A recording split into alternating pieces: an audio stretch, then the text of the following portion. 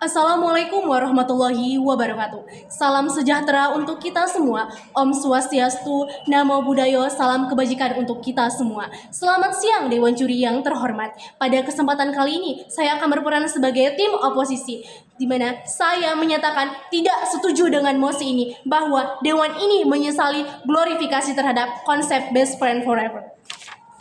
Jadi sebelumnya, tim pemerintah setuju dengan Dewan ini menyesali glorifikasi terhadap konsep best friend forever. Saya sebagai tim oposisi menentang keras dan tegas pernyataan dari tim pemerintah tersebut.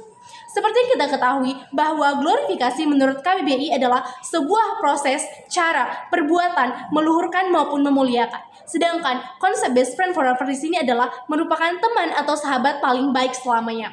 Tentu, konsep best friend ini memberikan dukungan emosional yang kuat, di mana dalam kehidupan sehari-hari, persahabatan dianggap abadi, dapat memberikan rasa aman dan kenyamanan emosional bagi individu. Sedangkan konsep glorifikasi ini tentunya dapat memotivasi orang lain untuk lebih banyak untuk menjalin hubungan persahabatan mereka dan berusaha untuk menjaga hubungan yang sehat dan saling mendukung.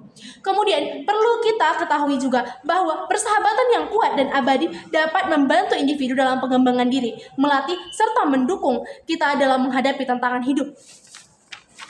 Memiliki teman dekat yang dianggap sebagai teman sejati atau abadi tentunya juga dapat memperluas jaringan sosial kita, di mana dapat bermanfaat dalam aspek kehidupan, termasuk karir dan kesejahteraan pribadi di masa depan nantinya. Kemudian Dewan Juri yang terhormat, glorifikasi terhadap konsep best friend juga memberikan kita dampak positif. Yang pertama adalah keterhubungan sosial atau terhubung dengan orang lain. Ketika kita memiliki teman dekat, kita cenderung merasa lebih terhubung dengan orang lain, dan tentunya hal ini bisa meningkatkan rasa memiliki dan dukungan emosional. Yang kedua, dukungan sosial. Ketika kita memiliki teman dekat, tentunya seringkali menjadi sumber dukungan saat kita menghadapi tantangan atau stres. Tentu mereka bisa membantu kita merasa lebih baik dan lebih kuat.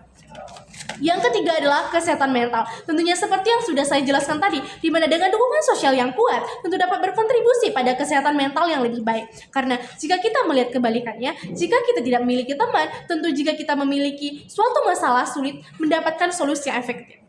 Tapi ketika kita memiliki teman, kita bisa bertukar pikiran untuk memecahkan masalah yang bersifat konstruktif.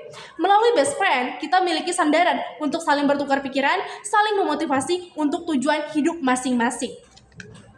Di sini dapat dipercaya bahwa orang tidak memiliki teman cenderung tidak mudah mempercayai orang lain dan tidak membutuhkan orang lain. Sedangkan manusia itu merupakan makhluk sosial, di mana manusia tidak dapat hidup tanpa orang lain dan tidak bisa hidup tanpa bantuan orang lain ataupun tanpa membutuhkan orang lain.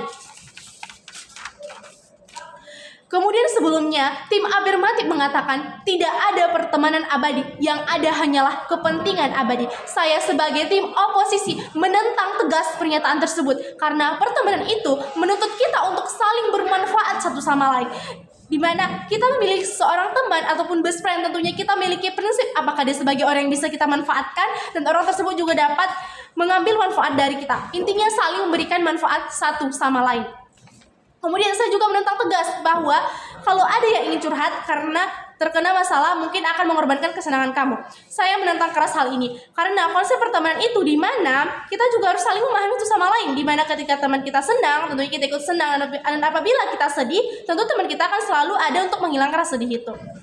Karena tidak selamanya kita tidak membutuhkan dukungan orang lain saat kita bersedih. Kemudian, contohnya, ketika kita mendapatkan perundungan di sekolah, baik itu verbal maupun fisik, tentunya ketika kita tidak memiliki teman, membuat kita merasa terpuruk dan semakin dikucilkan. Sedangkan ketika kita memiliki best friend, tentu akan ada yang melindungi kita dan menghadapinya bersama. Tentu hal inilah yang merupakan nilai positif bagi kita. Konsep best friend yang alamiah akan meningkatkan konsep kepercayaan diri dalam bersosial. Kemudian di sini saya juga akan mengangkat sebuah kasus di mana biasanya seseorang yang tidak memiliki teman cenderung melampiaskannya dalam dunia maya karena ia tidak mendapatkan konsep teman di dunia nyata.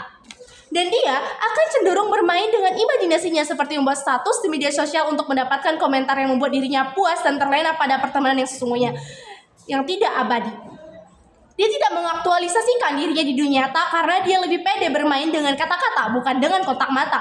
Kemudian seseorang tidak mempunyai teman itu biasanya egois dan merasa dirinya yang paling benar dan tidak membutuhkan kehadiran orang lain dan bisa berdiri sendiri. Tentunya hal itu akan sangat berpengaruh terhadap karakter seseorang.